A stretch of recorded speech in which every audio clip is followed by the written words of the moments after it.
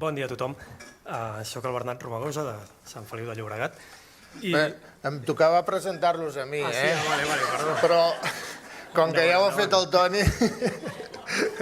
Bueno, en Bernat i el John.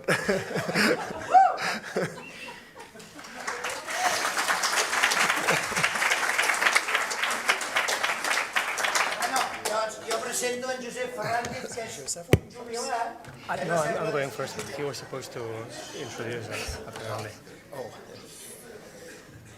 Val.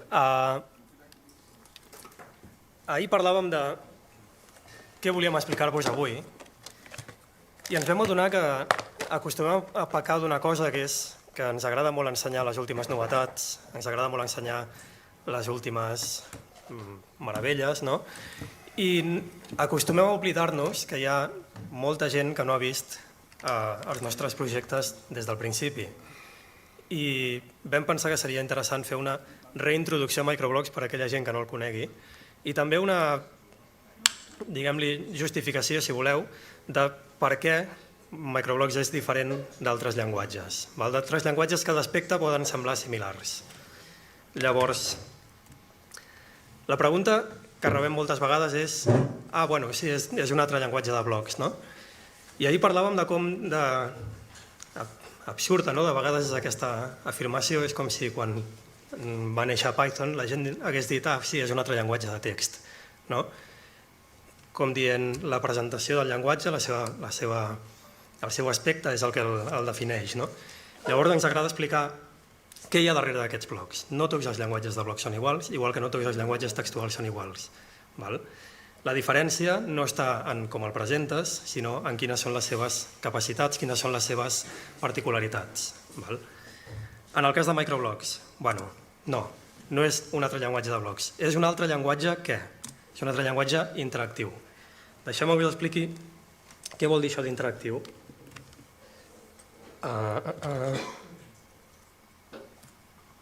Si ho he preparat bé?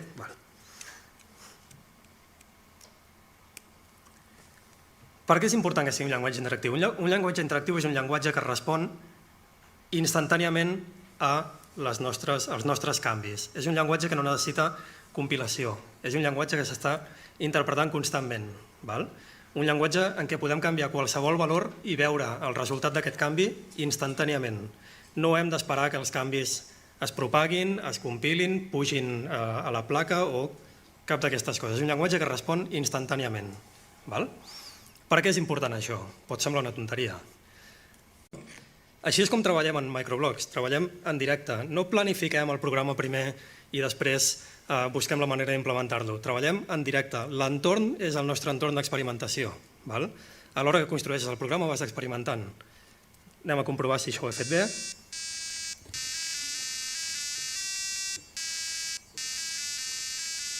És evident que no, no? Les últimes notes no estan bé.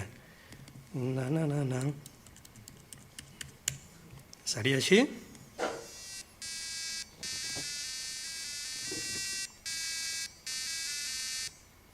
Val,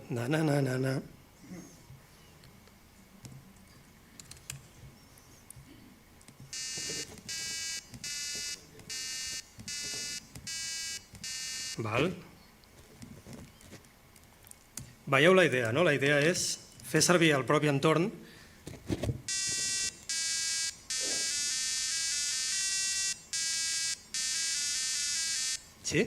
el propi entorn. Fixeu-vos que cada vegada que he comès un error, que he volgut canviar un valor, ha sigut una cosa instantània. Tinc el feedback immediatament. No he d'aturar el programa, pensar en quina línia hi ha la nota que faltava, agafar inclús treure un piano per provar en directe quines notes em falten, quines notes van a on. El propi entorn, la interactivitat que té l'entorn ens permet això, una experimentació viva. Si per cada un d'aquests canvis hagués hagut d'esperar els 30 segons de recompilar el codi i pujar-lo a la placa, penseu, una classe sencera es pot perdre en escriure una cançó que hauria de costar 10 minuts. El no perdre el fil, sobretot quan som criatures, que de seguida ens n'anem se'ns en van els pensaments a altres llocs, és superimportant pedagògicament. Creiem que aquest és un dels trets diferencials de microblocs respecte a altres llenguatges de blocs. Paral·lel. És un llenguatge també paral·lel. És un altre dels seus trets definitoris. Què vol dir que sigui paral·lel? Vol dir que no hem de descomposar o recomposar, diguéssim, processos que naturalment nosaltres identifiquem com a paral·lels, com a coses que passen separadament, que passen alhora, no els hem de recomposar en una sola línia seqüencial, que és com en realitat la majoria de llenguatges interpreten el codi. En microblocs, si tenim un procés paral·lel, si tenim una sèrie de coses que passen en paral·lel, com per exemple, imagineu que vull fer un programa que toqui 4 notes diferents depenent de la inclinació de la placa. Què podria fer? Per començar, fent servir la interactivitat del llenguatge, podria dir, deixa'm veure aquí quins valors té aquesta inclinació. Grafico la inclinació i comprovo, veig que és aquest eix i no aquest, i veig que va més o menys de menys 100 i pico a 100. Doncs ja ho tinc, no? Quan això sigui menor de 90, per exemple, tocaré una nota. Sí? Ja se sent?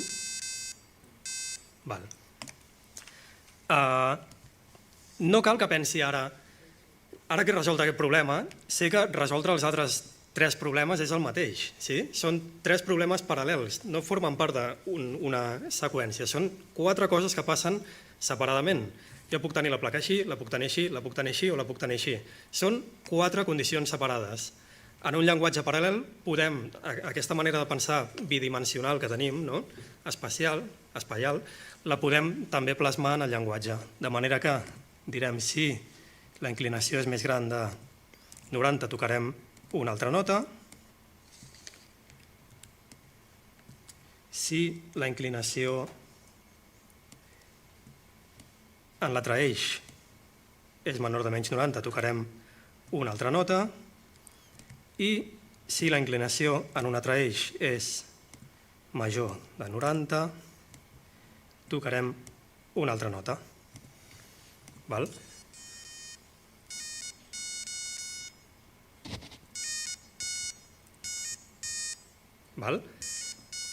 Creem una mena d'instrument que funciona amb la inclinació.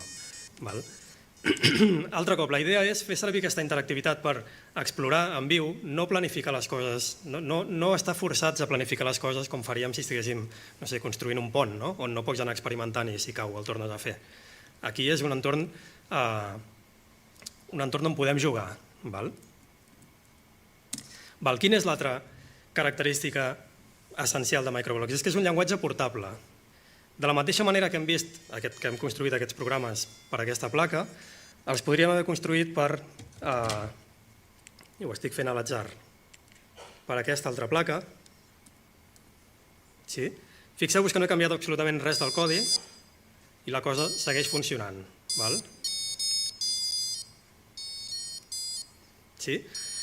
Que sigui portable vol dir també, deixeu-me carregar un altre exemple, senzill.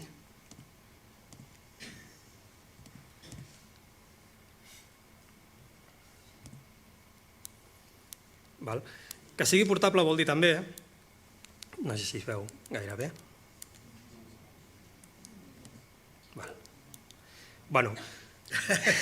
No sóc gaire bon en aquest joc, especialment del revés. En qualsevol cas, que sigui portable vol dir que hi haurà codi que funcionarà en unes plaques, hi haurà codi que funcionarà en altres, perquè tenen capacitats diferents, però en tot cas el codi en si és portable.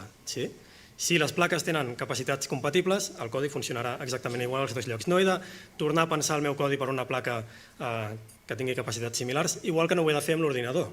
Si jo programo alguna cosa per un ordinador, estic raonablement segur que funcionarà en un altre. Aquí tenim el mateix, una portabilitat entre diferents arquitectures. I finalment, l'última de les característiques és que és un llenguatge autònom, i per això deixeu-me canviar de placa. Tot això són característiques que ja teníem en alguns, per exemple, en una extensió de Snap, que és Snap for Arduino. El que ens faltava era la capacitat de, un cop tenim el programa carregat, perdoneu que tinc tot de cables espatllats i no recordo mai quins són.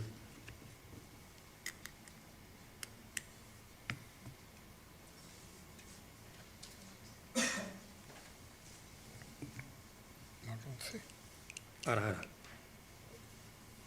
Vale. Tinc els cables una mica... Val. No sé si veieu que el mateix programa està funcionant aquí, sí, de cap per avall. Si jo desconnecto la placa, fixeu-vos que no he hagut de passar per cap procés especial i l'engego, sí, el programa ja està aquí i segueix funcionant igual que funcionava quan estava connectat. El programa sempre corre aquí. Hem portat inclús l'autonomia i la portabilitat fins a un extrem aquest any, perquè ens hem adonat, sobretot durant la pandèmia, que era molt difícil fer classes en línia, especialment quan són distribuïdes en diferents països. És molt difícil fer arribar maquinària a la gent. Microblox és un llenguatge, haureu vist, que funciona en microcontroladors. Necessites un cert maquinari per fer-lo servir. Això suposava que abans de fer un taller online havíem d'aconseguir enviar aquestes plaques a tal escola o... Suposava tota una sèrie d'infraestructura que moltes vegades no podíem assumir. I per això vam desenvolupar una placa virtual, un microcontrolador virtual, que hem batejat amb el nom de Bordy, molt originalment, que no és un simulador, és una placa virtual. És com si fos un microcontrolador d'aquests, però el tenim virtualment en el nostre ordinador. Per la manera com Microblox funciona, realment Bordy funciona exactament igual, entén exactament el mateix llenguatge que aquestes plaques. El fet que tinguem un intèrpret del llenguatge separat de l'entorn fa que puguem portar-lo a totes aquestes plaques i que el podem portar inclús a plaques que no existeixen, a plaques virtuals. Deixeu-me fer una cosa, que és... Obriré el mateix exemple que us estava ensenyant, perquè veieu que efectivament també funciona virtualment. Segueixo sent igual de dolent, virtualment o no. Aquesta era una mica la nostra idea, fer una reintroducció del llenguatge, explicar una mica quines són les diferències, per què creiem que és interessant seguir desenvolupat Microblox, per què creiem que us pot ser útil, per què creiem que pedagògicament té avantatges respecte a altres entorns més estàtics. I res, no sé si he arribat al temps o m'he passat, però en tot cas, moltes gràcies.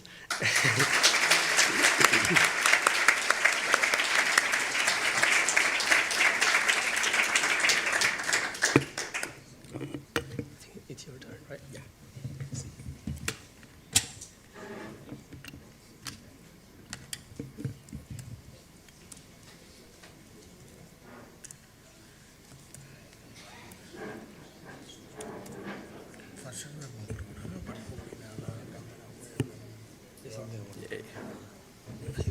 Yeah.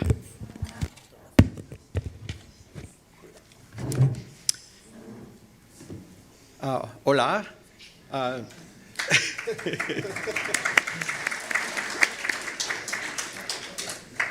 I'm going to speak in English. My topic is exploring the invisible with Microblox. So I want to talk about how a microcontroller can be used to explore phenomena in the physical world because it has various kinds of sensors in it.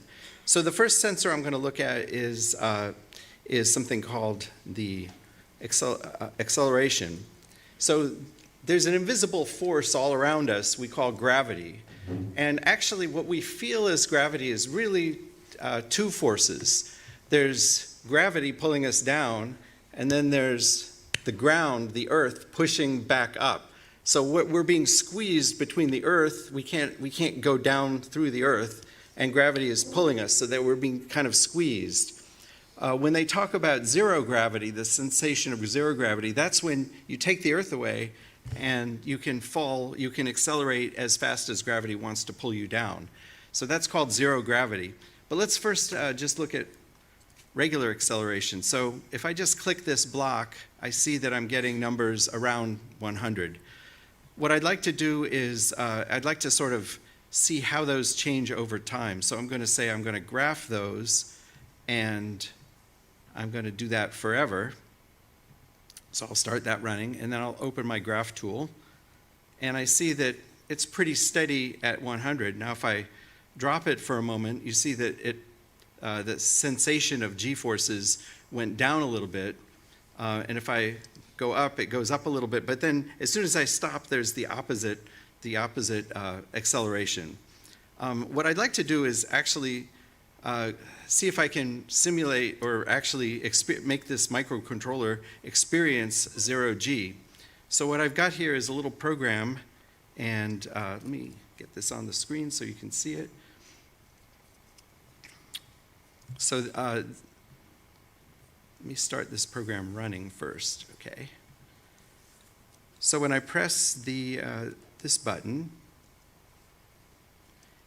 you see it's graphing acceleration. I'll press it again and shake it up and down a little bit, and you can see it's recording for about 3 seconds. It's recording the gravity. Now, the nice thing is, because Microblocks is autonomous, as Bernat says, I can unplug this and turn the power on, and the same program should be running. Let's just check. Yep. Okay, so now we're going to simulate 0G by throwing this up in the air. Let's see. Start this. Let's see if we caught it. Yes. Okay, we both caught the 0G moment, and we also caught the microcontroller. So here's where I threw it up in the air. There's a big peak of acceleration. Then it drops to 0G, because it's falling as fast as gravity is pulling it down. There's nothing pushing against it. Then I caught it, and there's a big spike, and it jiggled up and down a little bit, so it jiggles, and then it kind of goes more or less back to normal. So the microcontroller lets us sort of explore this gravitational force that's all around us without actually, we can do things that we couldn't do except with maybe an airplane. We can make the microcontroller experience a momentary 0G, which you can't do without flying in a 0G airplane or going into orbit. So that's cool. So we've experienced gravity. So what else can we do with the microcontroller? Well, here's something that's around us all the time. Let's see, which one of these do I want? This one. These little things. So they're sort of magic, right? You push a button, you point it at your TV set, you don't see anything, but magically, without any wires or anything, something happens on the television set. So you all know that that's actually infrared light, invisible light. So let's see if we can make that more visible. So I'm going to open another project.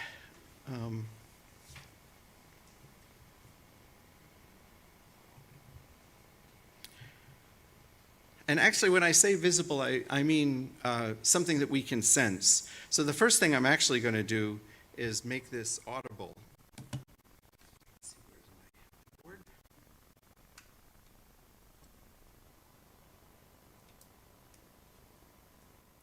So if I take, oh, where did that stop? Hello? Hello.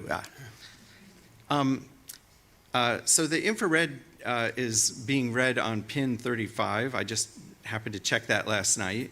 And pin 26, let's just show you this, is connected to the speaker. So if I click this on and off, you get like a little click. And what I can do is I can say, okay, well, every time you get a pulse of infrared, make a little click sound. And so if I start this running, Bernat, would you be so kind as to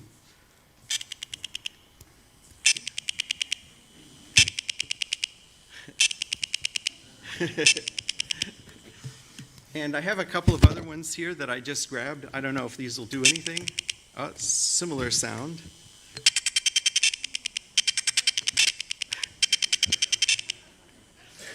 All right, so we've made the infrared audible. It turns out that even though our eyes can't see infrared, many cameras can pick it up if they don't have an infrared filter. So another way to look at infrared is to point this at the camera, and you can see that little purple flashing when I push the button. That's how the camera records infrared.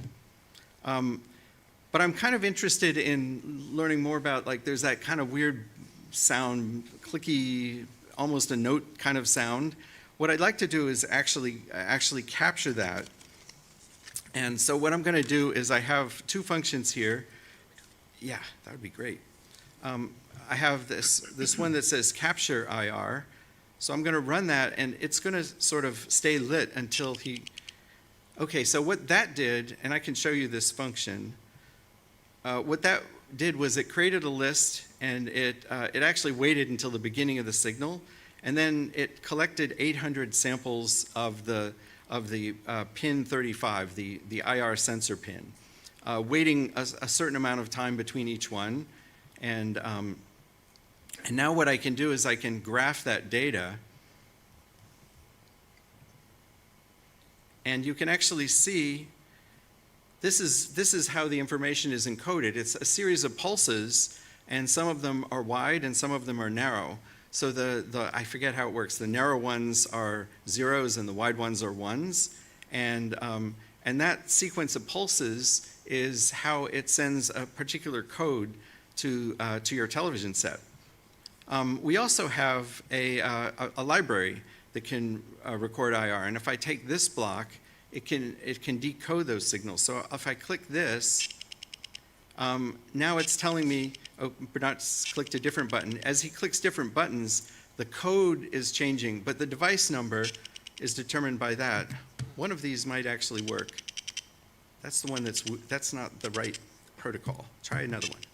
There we go. Oh, this one is also 57120. So I guess it's, they're both the same? Oh, no. Oh, there we go. You picked up the same one, right.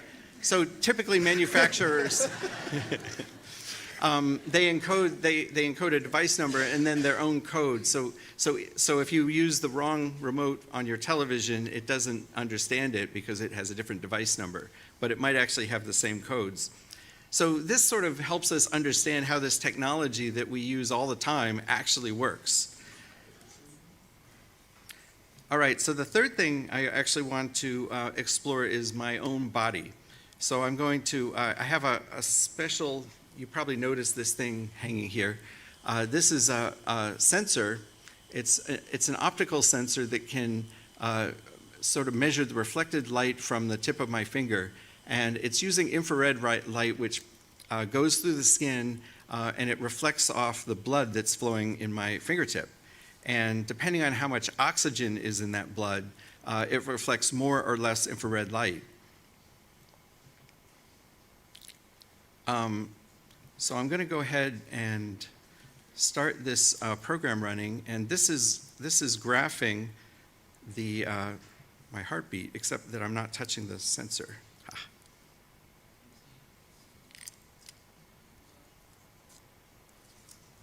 I'm going to put that word down. Uh-oh. Not getting a heartbeat. I must not be alive.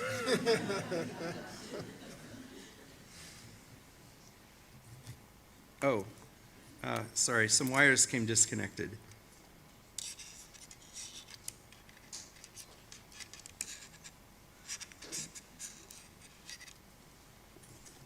That looks a little better.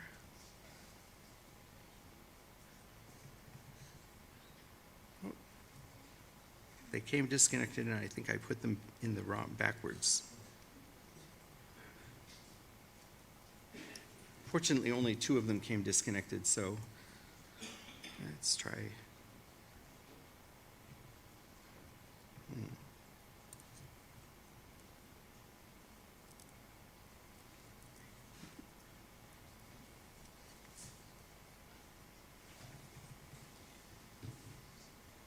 Well, yeah, it should be, it's the I squared C, so it should be SDA and SCL.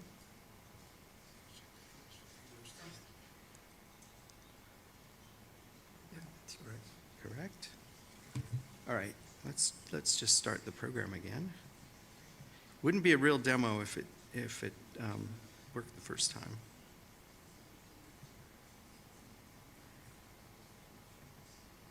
Maybe reconnect. Yeah. Maybe since it went backwards before.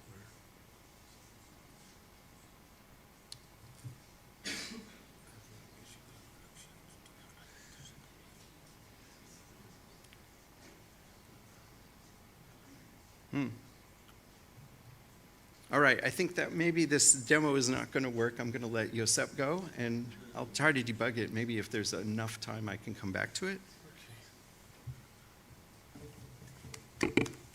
Thank you.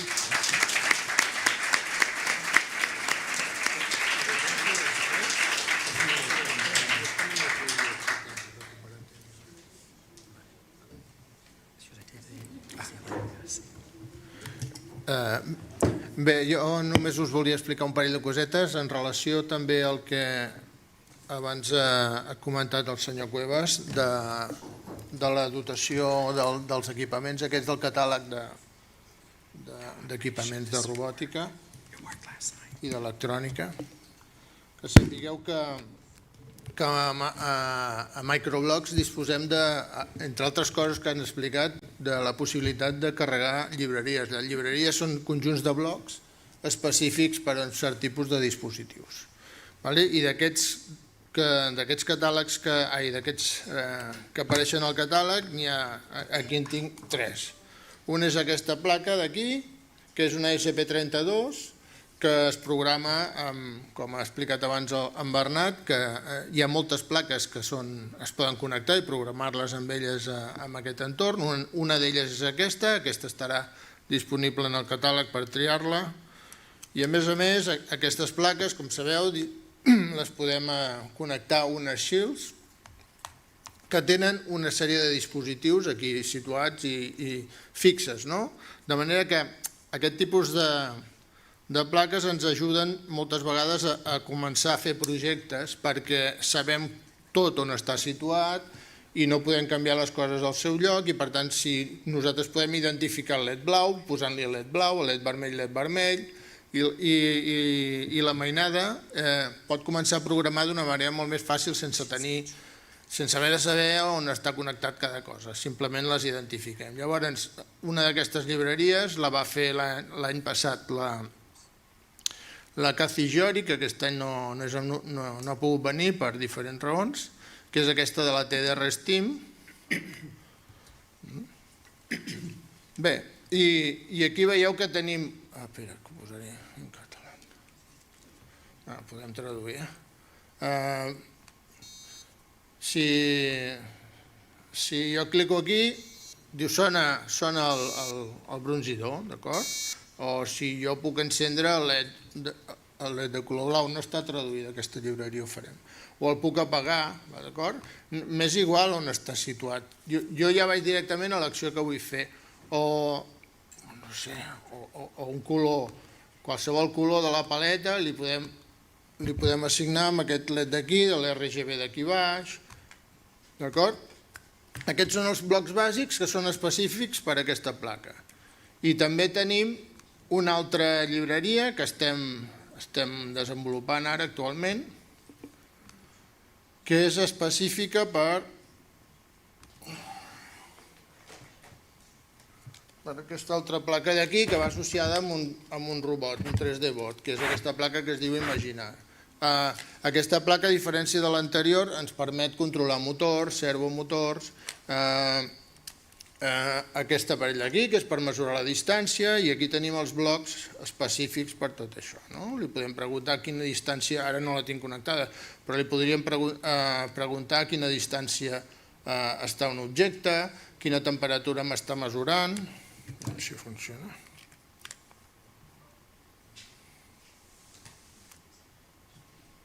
Un moment que ho envia. vale? Diu que estem a 21 graus, és possible. Són sensors que no són professionals, o el sensor de llum, si el tapo, i ara li pregunto quin valor té, un valor més baix, si destapo un valor més alt, el màxim, o també podem fer, com ha fet abans el Bernat, podem fer música. Aquí té uns sensors, aquí davant té uns sensors que podem fer seguiment de línies, també estan incorporats, podem preguntar-li si el sensor dret, o en aquest cas l'esquerra, detecta o no detecta, o si reflexa o no reflexa en una línia de color que tenim pintada a terra, per tant tenim tota la funcionalitat per fer robots seguidors, o per fer anar servos, que no en tinc connectat cap, o posar en marxa els motors. És mort. Mort. D'acord, la velocitat o aturar-lo. Simplement això, que sapigueu que teniu llibreries a l'entorn microblocs preparades per fer-les, per utilitzar-les, per desenvolupar projectes amb material d'aquest que tindreu disponible al catàleg. I esperem que ho has arreglat, Tom? No? Finish? Ok. Bé, doncs, moltes gràcies per l'atenció.